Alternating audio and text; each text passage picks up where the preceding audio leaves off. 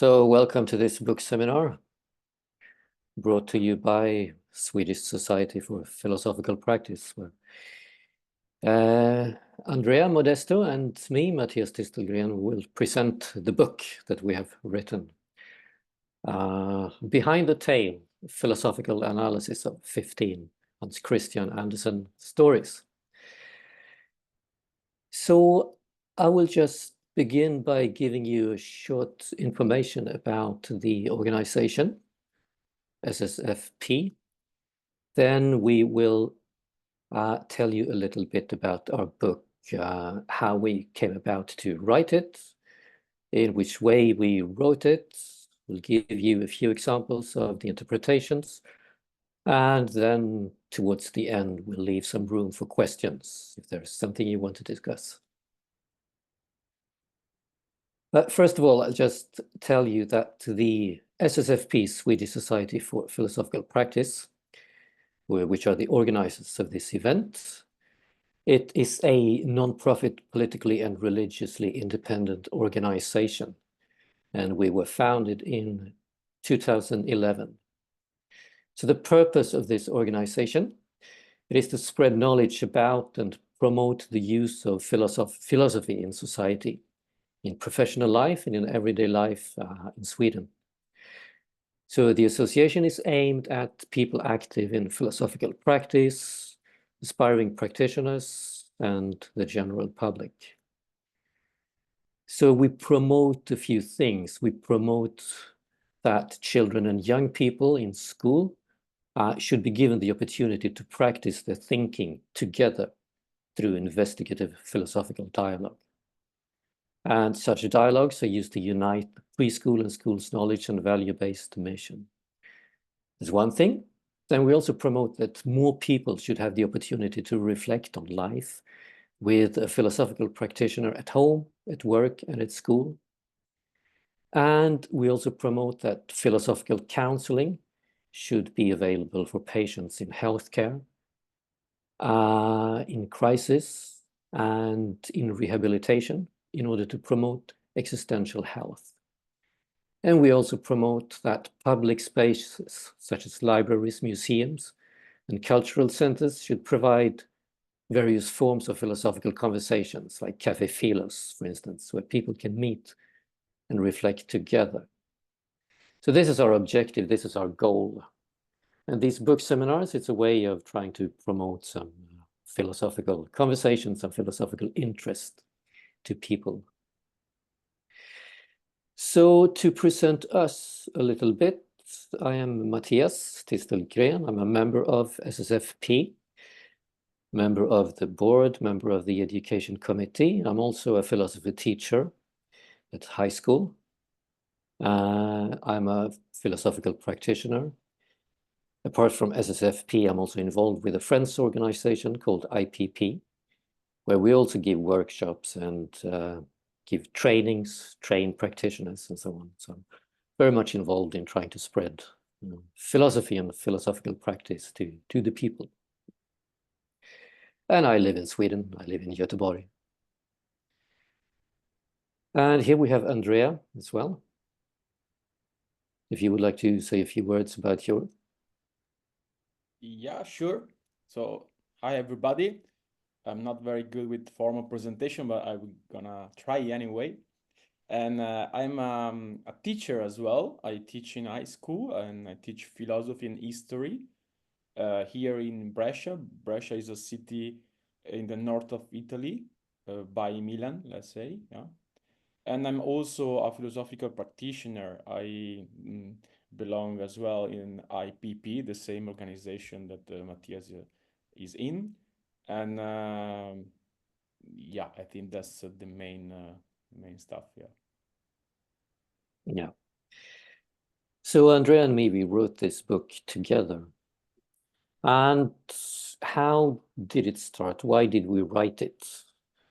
It began in, it was almost 3 years ago. I was in France. I was visiting a philosopher, Oscar Brennefier, who is the leader, you could say, of this organization, IPP.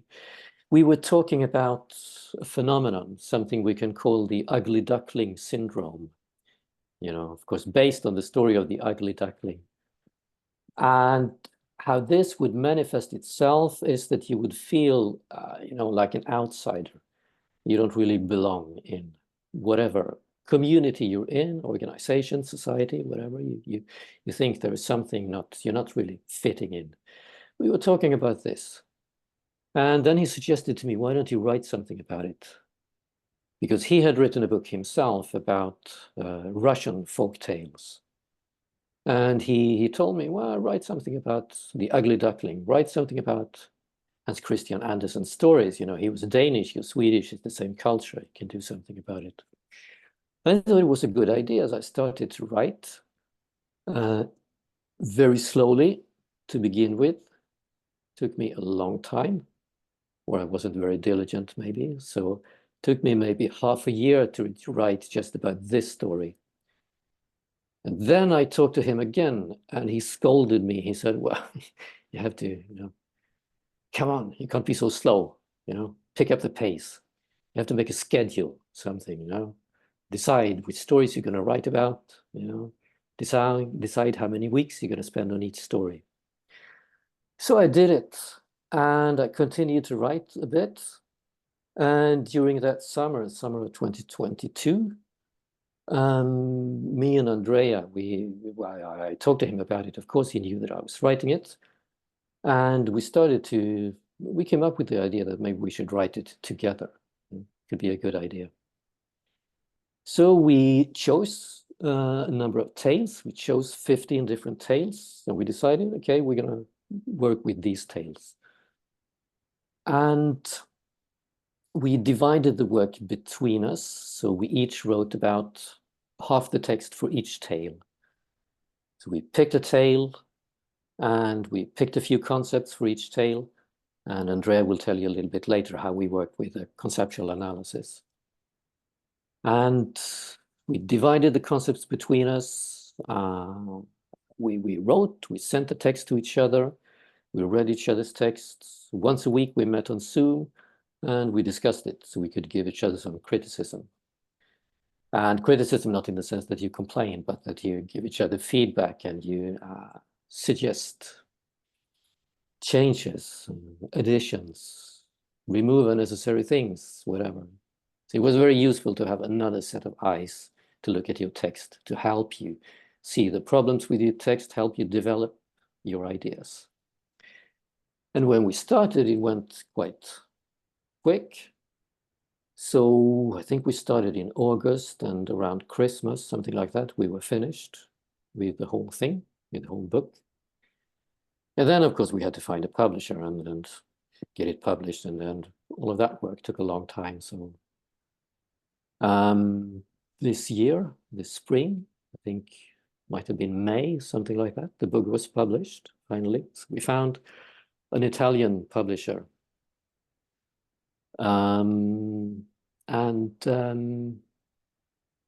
Yeah, so we're doing a bit of promotion now online. We're going to promote it in Brescia in late September at the book fair there. So we're again trying to spread our work to the people, spread our work to the world.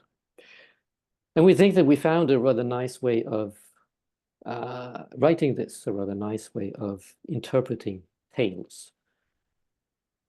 So I will let Andrea say a few words about the actual interpretations, or how we did it. Yes. So yeah, let me start from saying that at least from my side, it was really useful to have another person to write with, because by myself I'm not that constant. But since I knew that if I didn't write, I couldn't go on with the work with Mathias, that was, let's say, a good motivation for me to write every week, or even like more days per week, like we did, especially at the beginning, before the school started. Then I think we had a meeting every week, basically, by writing.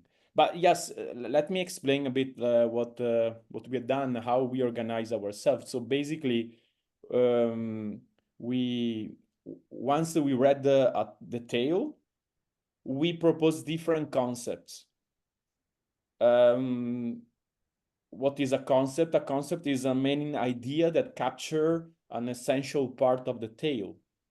But it's not just an essential idea, it's also, let's say, a filter through which we can get in the story better, basically, yeah. And for each tale, basically, we choose 6 different concepts, and then we took 3 concepts each, and we used those concepts to basically build some interpretation of the tale. So let me give you an example, so maybe you can understand better. Let's take the most famous, one of the most famous tale by Andersen, which is The Ugly Duckling. I think you know the story, yeah. And before Matthias mentioned the ugly duckling syndrome, yeah.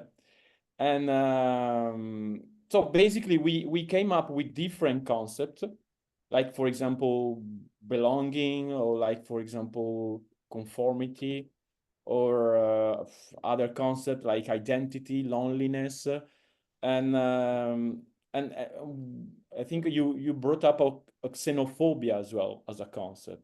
So let's take xenophobia, yeah. So once we decide that the xenophobia concept could fit to the story, we try to, in a way, yeah, build the interpretation around this concept. So for me, at least, before to start the interpretation, I had to think better to the concept. So let's take xenophobia.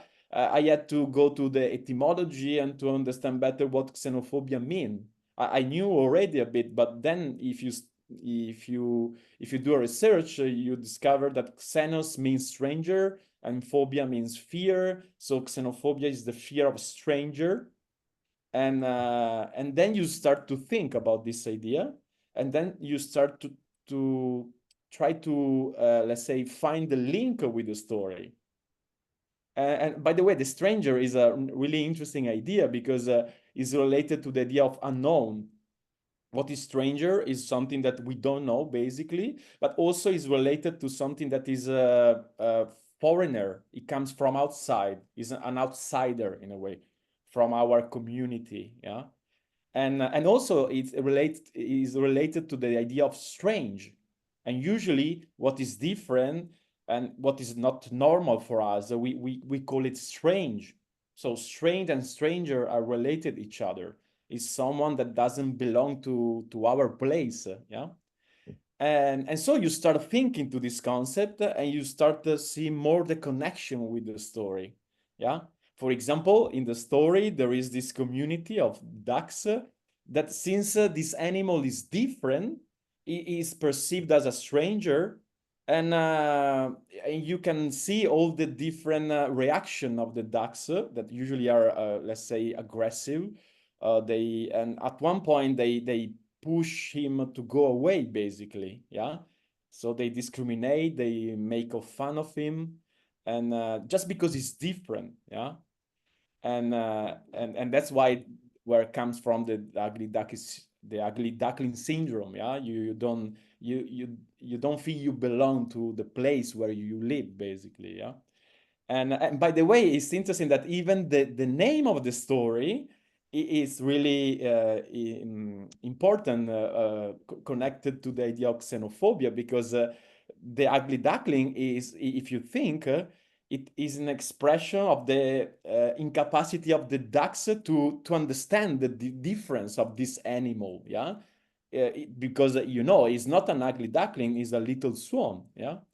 So the ugly duckling is a misunderstanding, is a kind of projection of the other ducks, yeah. And then you basically, after you think about this relation, you try to write this interpretation in order to support this concept with different objective elements of the story.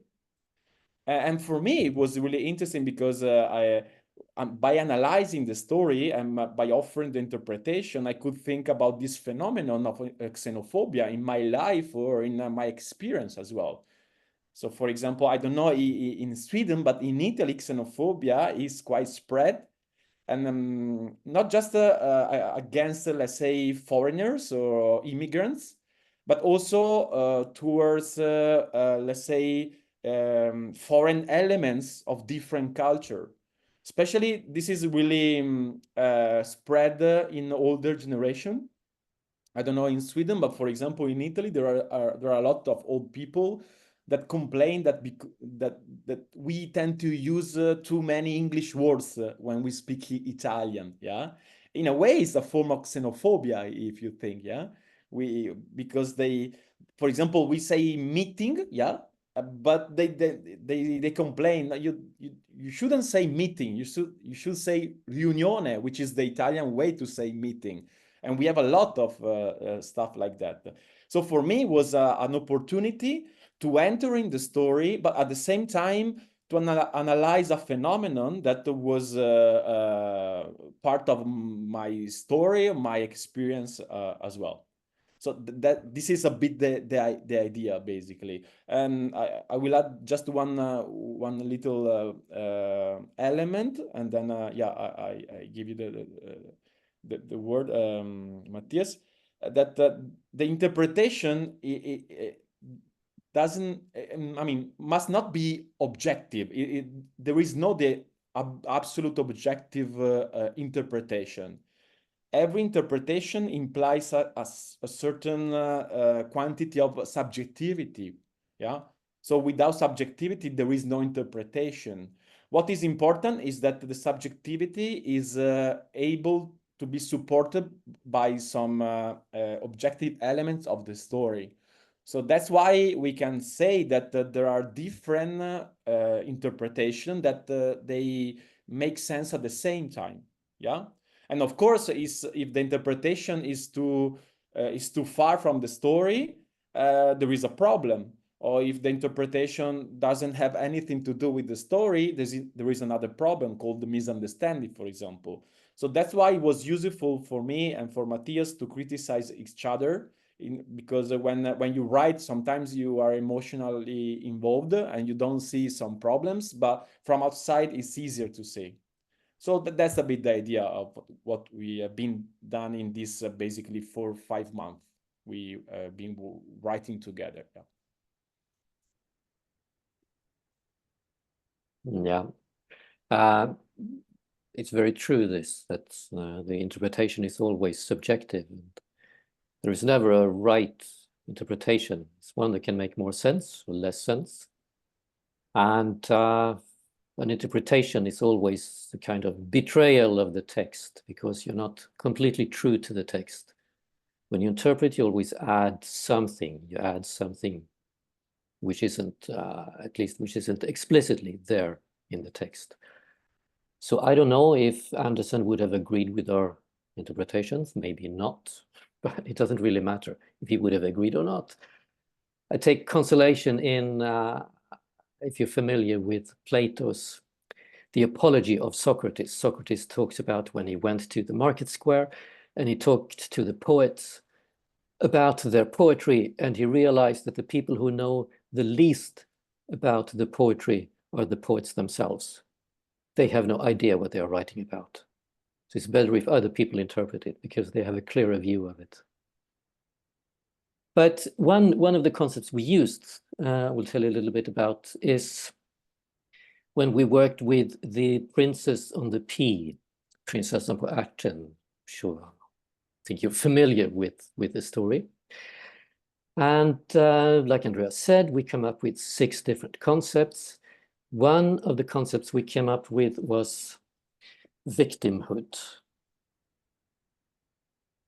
Just check, so it's what we call it, yes, victimhood. And right now, this is also interesting when you write together. At the moment, I don't remember if me or Andrea wrote this about victimhood, because after a while you tend to forget. I don't know which parts I wrote, which parts Andrea wrote, but anyway, we chose this victimhood. And when we applied victimhood to this story of the princess on the pea. First, we gave a little explanation, idea about what is victimhood, what does it mean to be a victim? First, to try to understand the concept, and then see, when we apply it to the story, how can it work?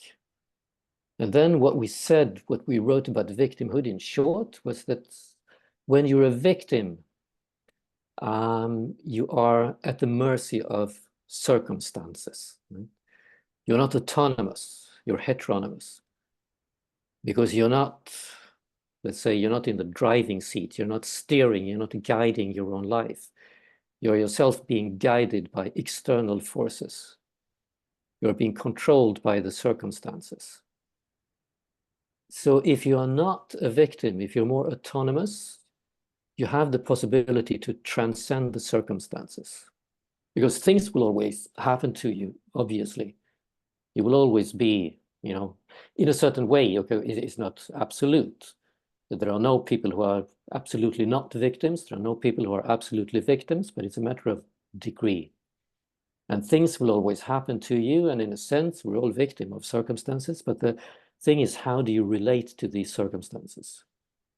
Do you let yourself be controlled by them? Do you let yourself be drowned by them? Or do you take a position where you can just detach from them and think about them and reason about them? But if you're not able to make this detachment, if you let yourself be defined by these circumstances and whatever happens to you, then you will assume this victimhood persona, we can call it, where you start to identify yourself as a victim. And in a way, that's a very comfortable position, because when you're a victim, you're not responsible, because things are happening to you, you know. So you can blame whatever it is that made you a victim. It's not my fault, it's society's fault, or other people's fault, or it's my teacher's fault, or my parents' fault, whatever, the fault of the universe, the fault of the world. So you're not responsible, but at the same time, when you're not responsible, you're not free. So those two, they go together. By not being responsible, it's quite comfortable, because you can let other people take care of you. You can let other people decide what's going to happen to you. So it's a kind of a childlike state, which can be quite comfortable in a way. So then we try to see which characters in this story can be classified as victims. And if you remember the beginning of the story, we have a prince. And the prince goes out into the world in order to find a princess. And he travels around the world, but to his dismay, he discovers that there are no real princesses anywhere, only fake princesses. And he looks and he finds lots of princesses everywhere, but nobody's perfect. There's always something that is not quite right with them. So he cannot find a real princess.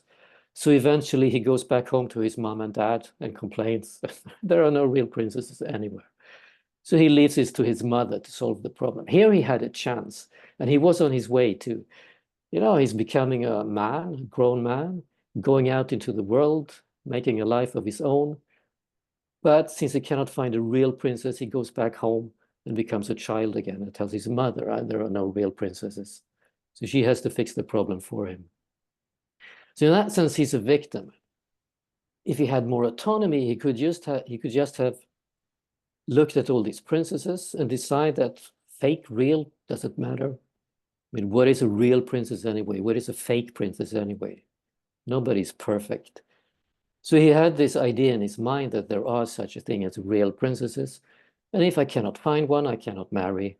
I have to find a real princess. With these standards, he made himself a victim of the circumstances, because he's never going to find a real princess, a perfect princess.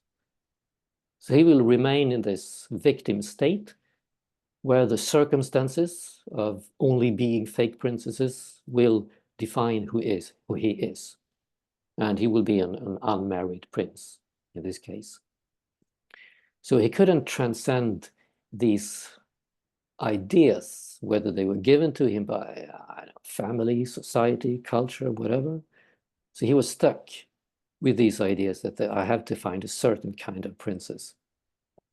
So this, we think, could qualify him as a sort of victim of his own ideas, victim of society's notions of what princesshood, princessness is. And classifying him as a princess is one thing, but then we checked if we could see if other characters could be victims. Him as a victim was one thing, but then we checked if other characters could be victims as well. And in the story, there is a princess. There is a princess who comes and knocks at the door of the castle where they live, and she claims that she's a real princess. And of course, they have to test it. They have to give her a proof. And you know, they put a little pea under 20 mattresses, 20 eider downs to check if she's a real princess. And she sleeps there. And the next morning, when the queen asks her, how was it? She says that, well, it was awful. I couldn't sleep a wink. I'm completely black and blue all over, which then shows that she passed the test. She has to be a real princess, because only a real princess could have felt this pea under all of these mattresses. But in a way, when she does this, whether it's knowingly or not, whether she's playing a game or not, she makes herself a victim. She makes herself a victim of these circumstances where she cannot sleep, even if there's a tiny little pea underneath all of these mattresses. But in her case, she has to make herself a victim in order to prove that she's a real princess.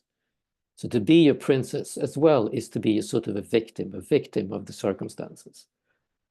Because if you're a real princess, you cannot be really happy with anything. She's going to complain, of course. If she complains about this pea, she's going to complain about food.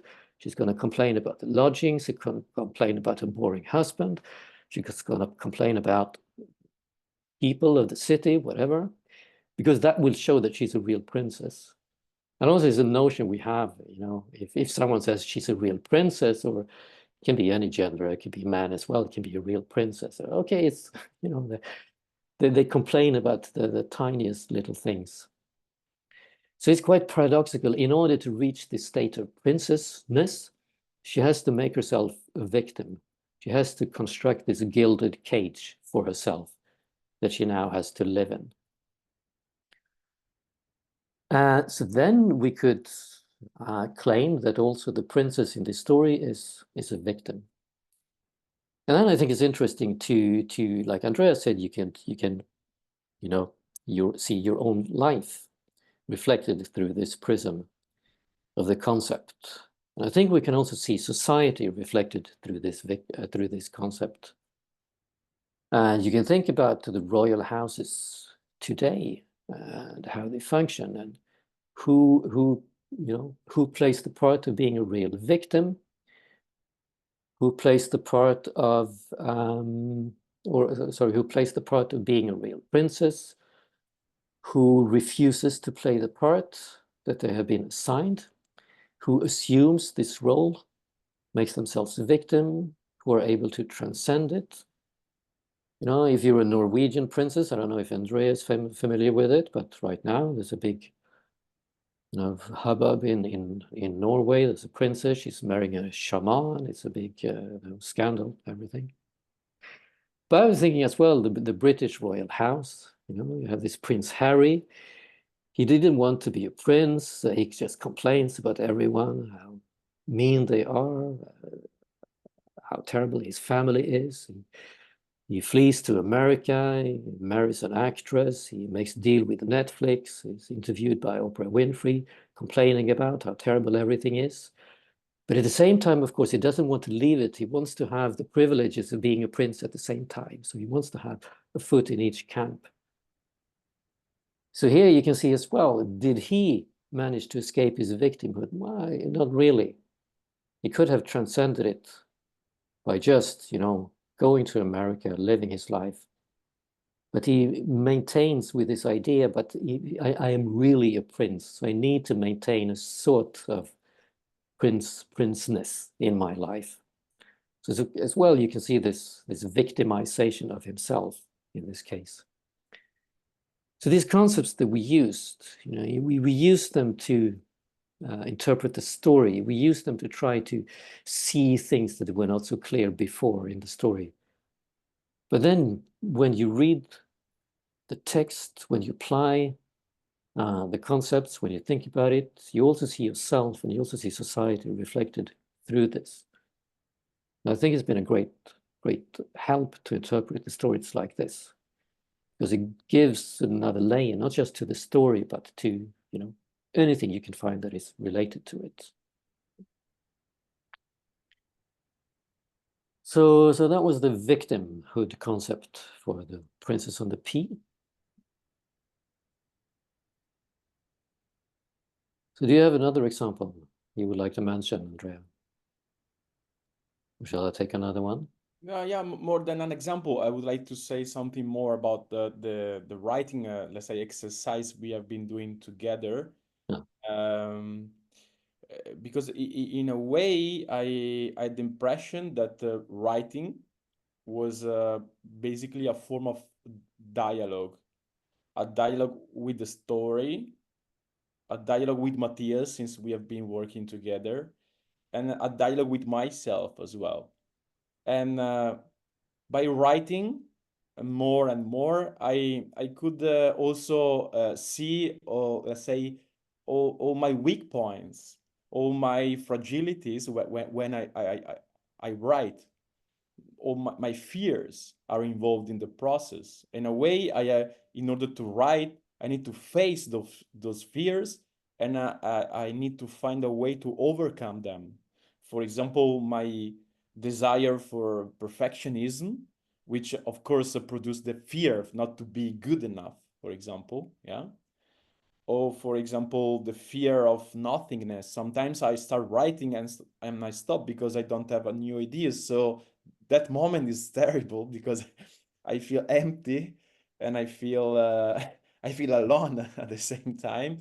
So for me, it was interesting not just to make the interpretation work, but also to observe myself during the writing process and to observe all these weakness, these weak points, and this resistance that I have when I write, or let's say that I have to overcome in order to write.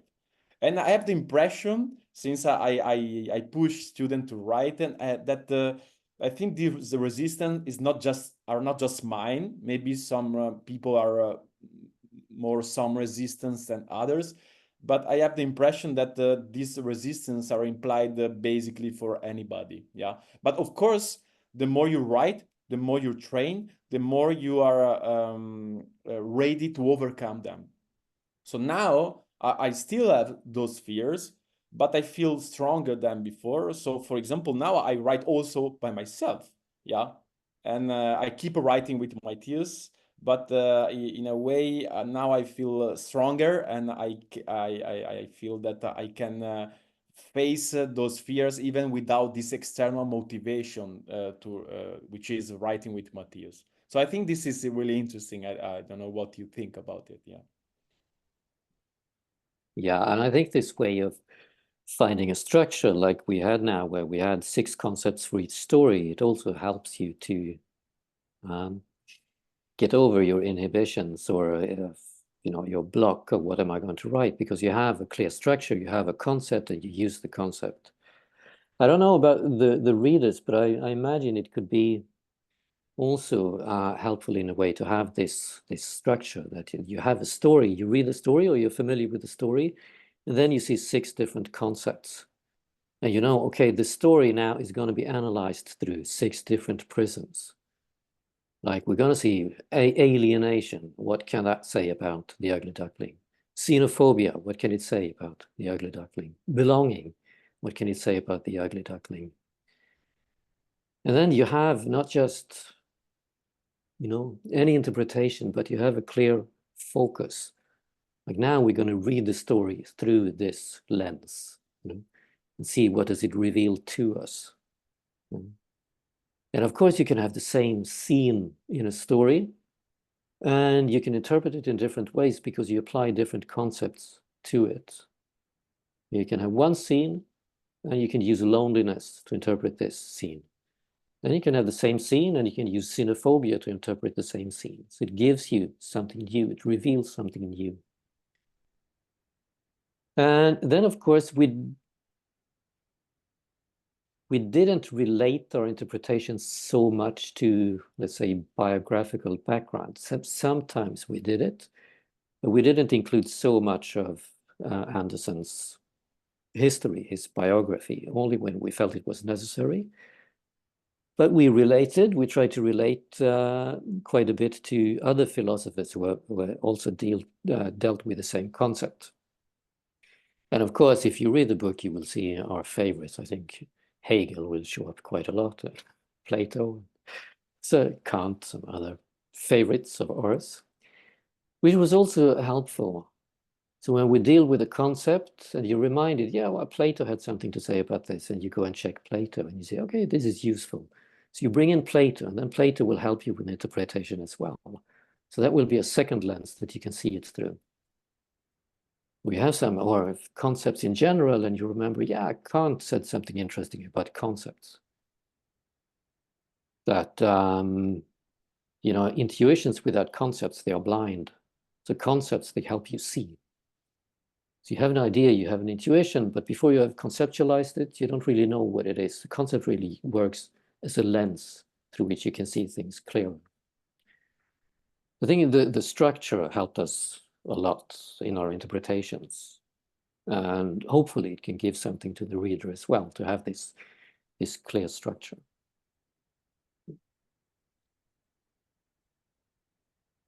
Anything you want to add to this, Andrea?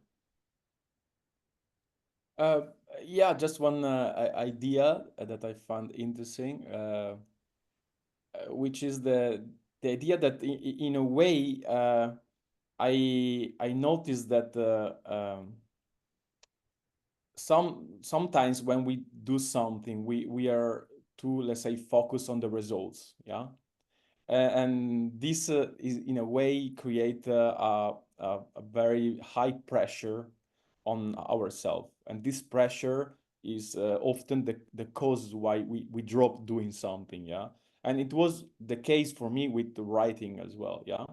So in a way, by focusing more on the process and try to enjoy more the process, at the end, we, even if we didn't start the writing, you remember, Matthias, in order to publish a book, it was just a writing exercise. So we wanted to do together in order to think, yeah, to train basically. But at one point, by doing it, by being focused on the process, we start realizing that there was coming something interesting, and we decide to publish and to share it basically, yeah. So I think this is an interesting idea in general, in a way that sometimes if we forget a bit about the result and we focus more on the process, we can get better results at the end. Is a kind of paradox, yeah. And in a way, I'm starting applying this principle also to other, let's say, activities of my life, and now I think I'm more able to enjoy more what I do. So in a way, writing is a good therapy for oneself. So that was the idea I wanted to add to what Matthias said. Yeah. Also, I think not focusing on the results means that the interpretations are not, you know, aimed at giving the final and last interpretation of the book. So this is just, you know, an essay, let's say, in the sense that it's we tried to do something. So of course there can be other interpretations, and there can be better interpretations, and, you know, completely different concepts could have been used. So this was just a way of, you know, diving into the stories, applying whatever concepts we found, see what happened, and whatever happened, and okay, then it's good enough. So that was our little presentation. So we have some time if there are any questions or comments or ideas you would like to share.